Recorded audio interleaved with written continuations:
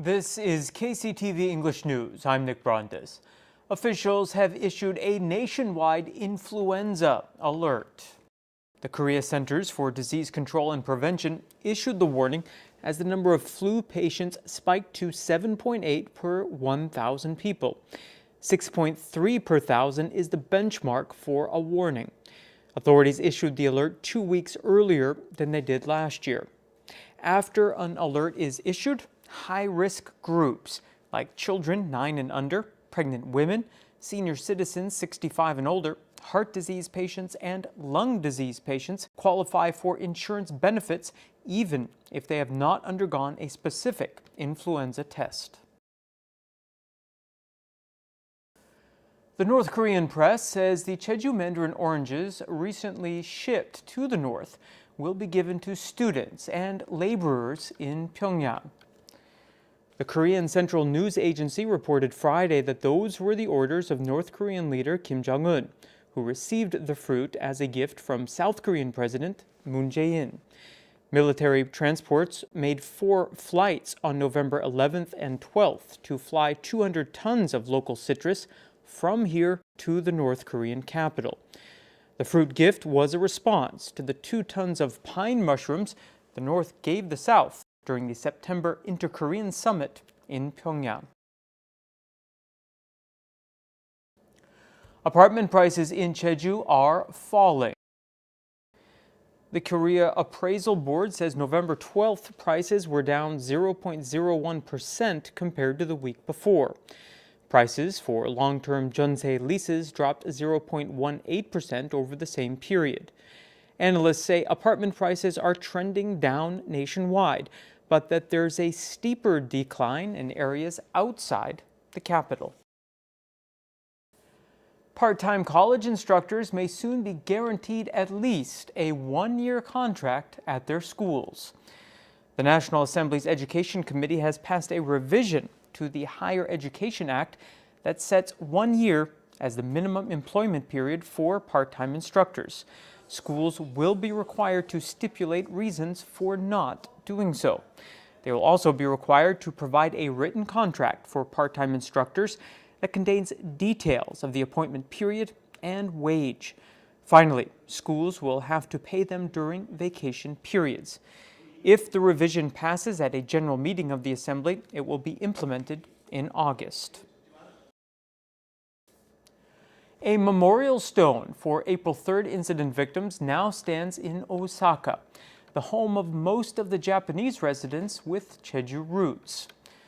A committee of victims' relatives in Japan unveiled the memorial Sunday at Tonguksa Temple, which is in the Tenno district of Osaka. The memorial was paid for by donations from Jeju people who have been living in Japan. It incorporates stones collected here in Jeju by April 3rd incident organizations. The committee says the memorial to Jeju victims in Japan promotes peace and human rights. Drivers of regular vehicles will soon face fines for parking in a way that prevents electric vehicle owners from charging up. Joseph Kim reports.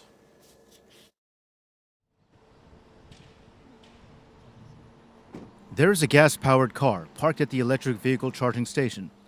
It boldly occupies the charging spot. The no parking sign is simply ignored. EV drivers complain. 볼일보러 나가가지고 전화도 안 받은 상태에서 여기 가만히 있어버리면 충전하려고 했는데 선이 짧아가지고 충전을 못하고 다른 데로 이동할 때도 많았고 그런 점이 좀 불편했습니다. Beginning next year, illegal parking at EV charging stations is subject to a fine. The Ministry of Trade, Industry and Energy revised the enforcement ordinance of the Eco-Friendly Vehicle Act in September. In Jeju, 62 illegal parking cases have been found at public charging stations over a 2-month period since the revision. According to the revision, a 100,000 won fine will be imposed to non-EV drivers who park their cars at public charging stations or a person who places obstacles hindering EVs from charging. For EV drivers, parking more than 2 hours after quick charging or parking without charging is banned. If a person damages charging facilities on purpose, a 200,000 won fine will be imposed. 일반적으로 전기차를 소유하신 분이 충전을 하려고 하니 일반 차량들이 이제 장기간 주차하는 사례가 좀 있고 해서 그래서 이제 단속을 하게 됐습니다. The province is advising non-EV drivers not to hinder EVs at charging stations this year and will begin imposing fines on illegal occupation of charging spots next year. Joseph Kim, KCTV.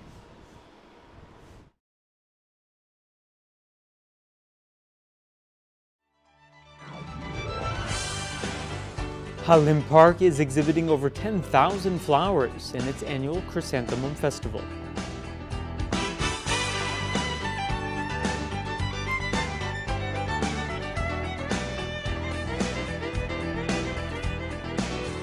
Hodo Gallery, with its beautiful natural setting, is exhibiting a collection of landscapes painted on wood.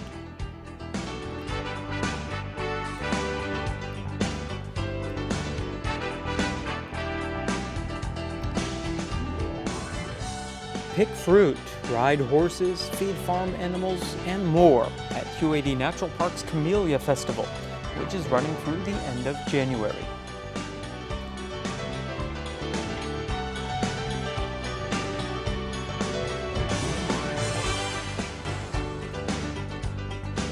Korean and international movies are being screened for free at 3 p.m. Tuesday through Sunday at the Jeju Movie Culture and Arts Center in Papdo.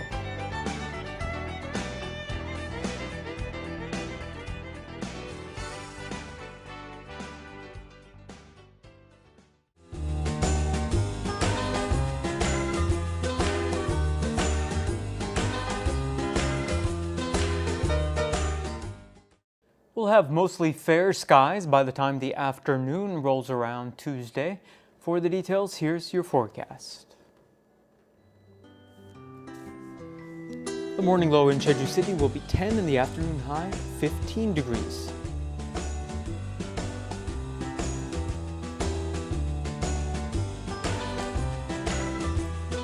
Exactly the same temperatures are expected down south in Seogwipo.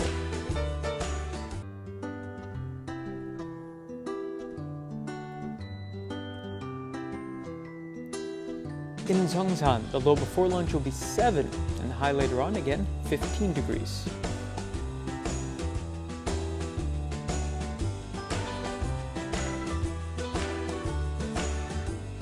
Across the island in Gosan, temperatures will range from 10 to 15.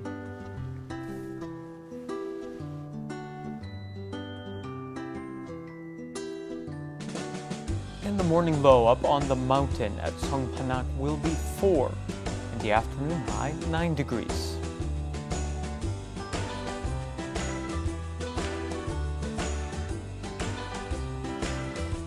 Out on the water, winds will be out of the northwest and north at 6 to 10 meters per second, and seas will be very calm.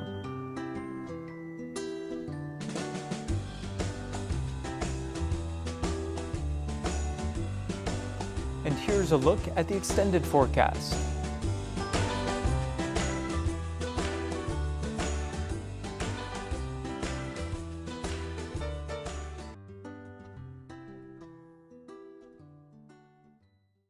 That brings us to the end of today's broadcast. Thank you for tuning in, and I hope you'll join me tomorrow at the same time. Don't forget to visit us online at eng.kctvjeju.com. 시청자 여러분, 고맙습니다.